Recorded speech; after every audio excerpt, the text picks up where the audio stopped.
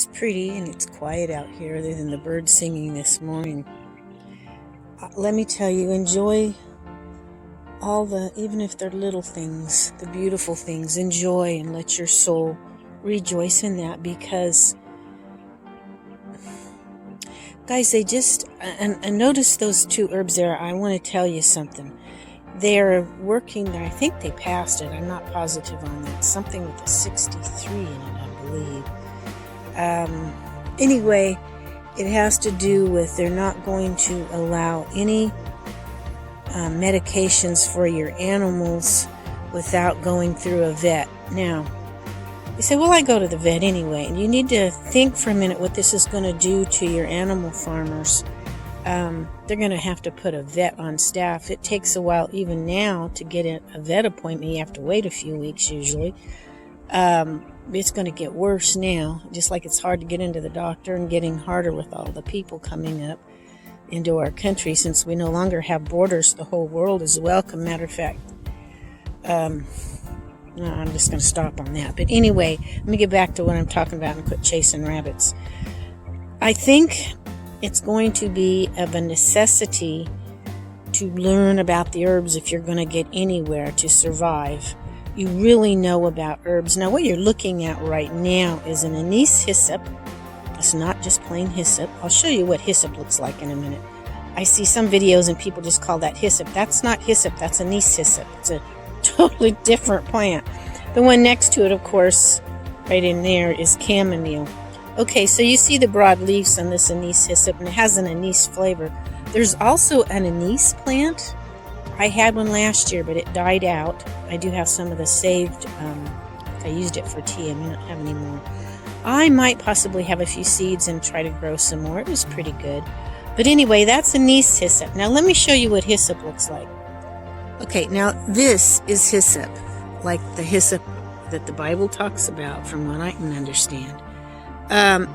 On the camera it may almost look like rosemary, but it doesn't. Rosemary's leaves are kind of round. These are flat. But it does have long stems that come up, and the leaves come up off the stems. But if you look real close, you can see that the leaves are flat. They're not round like a rosemary. Okay? So, I want to show you a book. If you want to learn about herbs, it's really good to know about the families, and I can't remember everything anymore. I still forget a lot, but sometimes some of it comes back to me a little bit. And I say, well, that's got to be in such and such a family, so it might be safe to eat, or at least I somewhat know what it is. Or I might know it's in such and such in a family. I'm not really familiar, and there's some really poisonous plants in that family. So I'm not going to try it. You know, there's just different things like that. And just, it's really good it's really good to help you start recognizing and learning the plants. If I had started learning about this much younger in life, and I always had an affinity for plants since I was a girl, I liked to experiment with them. But, I wished I'd started younger, but I knew a few things starting about, gosh, when was it, 20 years ago? No, I don't know. But over the years, I've learned a lot more. I wished I'd started as a young person. But yeah, that's hyssop. And even the Bible talks about that. I talked about it in one of my older videos. At the time, I had a hyssop plant, an anise plant, and an Anise Hyssop plant. And all three were different. But now the importance of the herbs is so that you can learn how to take care of your animals, yourself, and for enjoyment. And they grow so much easier generally than your regular plants do. Now this is rosemary. Look at, just because they're almost flat, but they're thick. They're more round than flat. And if you feel it, they're thick. They're not like that other one with the that have flatter leaves. And most people know what rosemary smells like, and your hyssop does not smell like rosemary. So that's kind of some of the things in knowing the difference. You know, it kind of makes me think of, God has such a variety of herbs, even within the same families. And it's like people, we're all so different. And just because we're different doesn't mean we're not any good. One plant may be good for one thing while another plant's good for something else. Well, people are like that too. Some people know how to do one thing that's really important, or maybe several things, but they'll run into, and they better not get too big for their britches, because they're going to run into someone else that knows something they don't know. And everybody has their points. That's why it's good if we can work together on things and share what we have to make things work. And we're going to have to start doing that in our local communities. We need to start getting together with people we can trust and working together. And I've talked about this, I think, in some of my other videos. So just a thought or two. I want to show you a book. Before I show you the book, I want to show you one way that I learn. Okay, I will take like the Aster Family and different things about it. Composites of many small flowers in a disc-like flower head. 5 stamens fused around the pistil. Hopefully you remember some of these from when you were in school. If not, you need to take maybe a botany class or a class on plants. Then you turn the card over, and I actually show pictures of, so you can see kind of the patterns of the plant. Like it's the sunflower family. But and I get much information from this book right here. Let me show you that. Now I have several of these. I've got the Mallow Family. And you probably have some of this maybe on your property. That's mallow. It's edible, and the little round seeds on it that people say look like cheese wheels. It doesn't taste like cheese, but they are good to eat, though. I munch on them sometimes. I also have Marshmallow Plant out there and Hollyhock. They're all in that family, but I must have been getting tired when I was making this card. And then I laminated them because I have a little laminator. But I should have put pictures of some of the other ones that are in that family. But then you have like your mustard family. And I put a couple pictures in there of that. Your parsley or carrot family. And I talk about that. And then I found this picture that's really, really good because it's got all kinds of pictures of different things that are in that family. And I just call them the mint family, whatever. There's actually a name for it, but this was easier to remember when I was first learning. These have stayed really nice. I keep them in a pocket in my, let me show you. This is my Materia Medica, and I just keep them in this little pocket in the front of it. For those of you that haven't seen my other videos, this is a book about different herbs. You put herbs and you put pictures. It's good if you can draw it yourself. This one I didn't. I just cut some pictures out and various information you put on it. There's a lot of things that you can do. Let's see if I can. I didn't on that one either. I thought I drew a picture of the marshmallow. No, but I found it's good if you draw it yourself. When I was doing this, sometimes I would draw them, sit down and draw myself, because then you really learn about the plant when you start drawing it. A lot of them, I will, if I find other information on them, like you can see this back here, I will put it in that section. This is on Bee Balm, and there was some like 10 uses for Bee Balm and other things that I found. Now this is the red Bee Balm. I have the purple in my garden.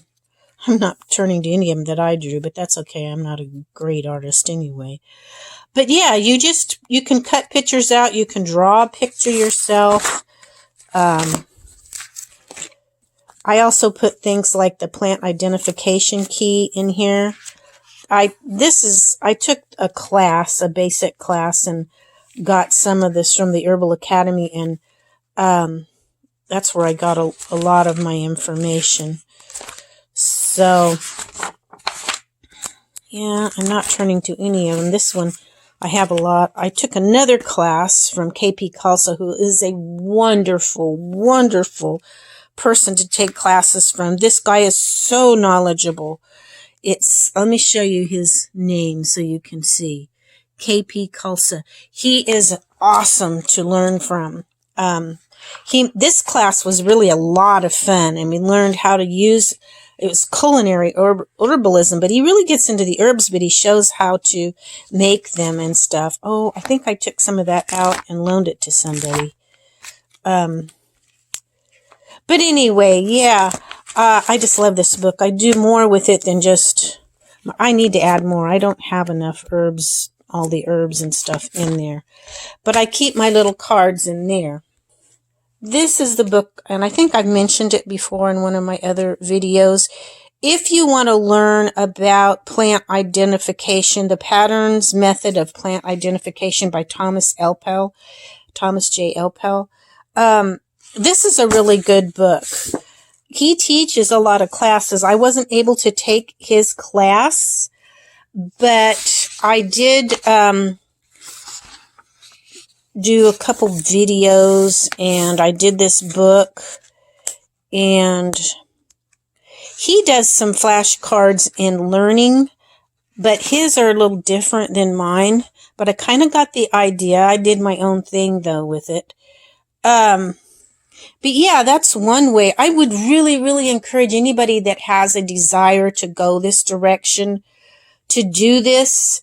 You can learn some basic, just learn that you don't have time. You can just learn some basic herbs and what you can do with them. Learn one herb at a time until you're very familiar, then move on.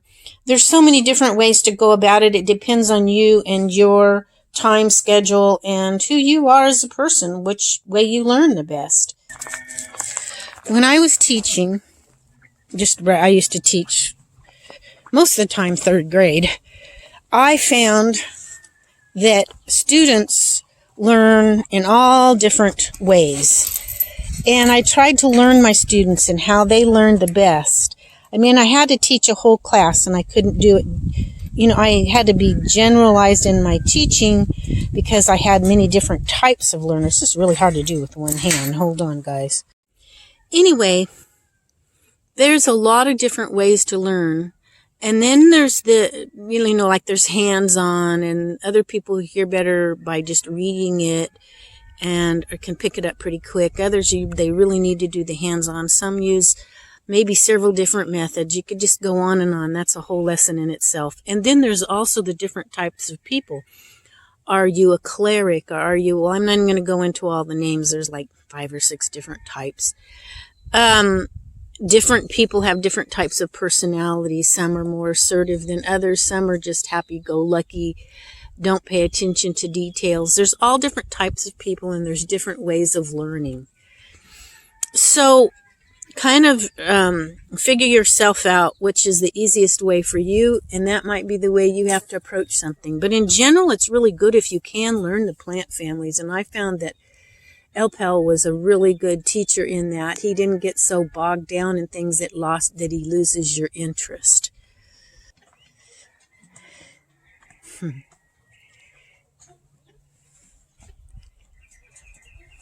Anyway, okay, I'm going to take you with me while I let my chickens out. I've got 5 of my babies I put in here, and the other 5 I've got up front for my daughter. They're not really babies anymore. They're almost as big as my regular chickens. Oh, they're waiting to get out. They love to get out. I said, let us out, Mom. Okay, come on. And see, that's the younger ones over in the corner, because the big ones pick on them, putting them in their place, saying, we are in a pecking order above you. Some people are like that. I expect it from my chickens, but... Oh, now you got some freedom. You don't have the big guys picking on you, huh? Look at that one there. Isn't that a cool-looking bird? It's an Araucana, but even for an Araucana, it almost looks like a bald eagle or something. But anyways, guys, just a few thoughts on the herbs that I wanted to share with you. especially for those that are just beginning and looking into them. It may seem, I don't want it to seem overwhelming or daunting. It's not. I'm just trying to give you an overview, and as I go in my videos, I like to point out certain herbs. I like to help familiarize you. You say, well, what did you use all those Anise Hyssop and all that for? Those really help with kind of on the breathing side of things, but a few other things. I'm not going to get to the individual herbs. Hyssop has some of its, they each have their own qualities on those. So that would be for individual. I think I have some on the Anise Hyssop and stuff like that, some videos. But yeah, I just wanted to kind of familiarize you a little bit, let you know about that one bill. I'm pretty sure they passed it. And so what's coming and why it's so important that you try to start focusing on herbs and how to use them. They're enjoyable, but they can be medicinal.